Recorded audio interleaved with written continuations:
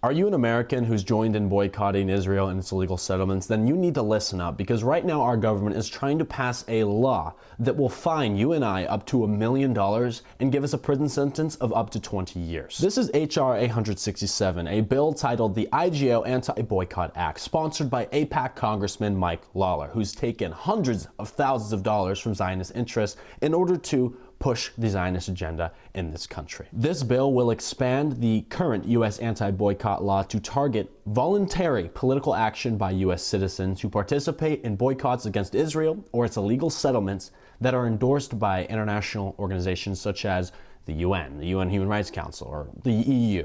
You might actually recognize this bill because it did, in fact, pass the House of Representatives last year in 2024, but it was never voted on the Senate. Now in 2025, Republicans control both the House and the Senate, making the likelihood of these bills passing skyrocket. This law's only goal is to shield Israel from the consequences of its crimes. It's to shield Israel from nonviolent pressure campaigns such as the BDS movement, the Boycott, Divestment, and Sanctions movement, which tens of millions of Americans are currently participating in. Now here are a few examples from Drop Site News of how Americans will be criminalized under this law. Example 1, students urge their colleges to divest their endowment funds from settlement-linked companies. This is what has been at the core of the encampment protests that swept our nation and the globe last spring. Many of these students cited UN recommendations and cases and reports to back up their argument that their colleges are investing in apartheid and ethnic cleansing. Students would be investigated for participating in a prohibited boycott. Example 2, somebody cancels a catering order they made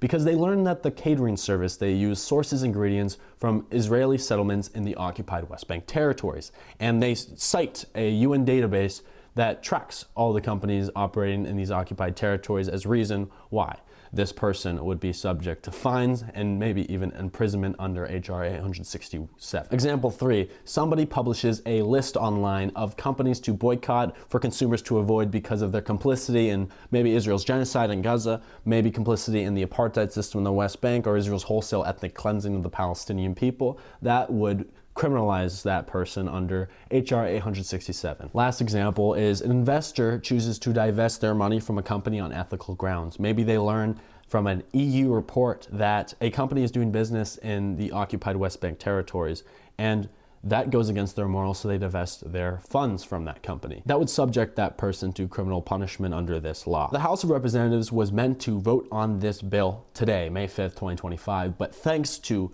widespread pressure from the people, they have removed it from the schedule. Fortunately, many people are theorizing that they're going to try to stick this bill instead of a larger bill and try to pass that, which they've tried to do earlier. But as of now, this is a temporary setback for them and a small win for the movement. We must keep the pressure up, especially as they are trying to pass other laws such as the Anti-Semitism Awareness Act, which is back in 2025, that redefines anti-Semitism to include being anti-Zionist. Please get this message out there, share, and if you would like to support my work, you can go to my bio to do so. Thank you, and free Palestine.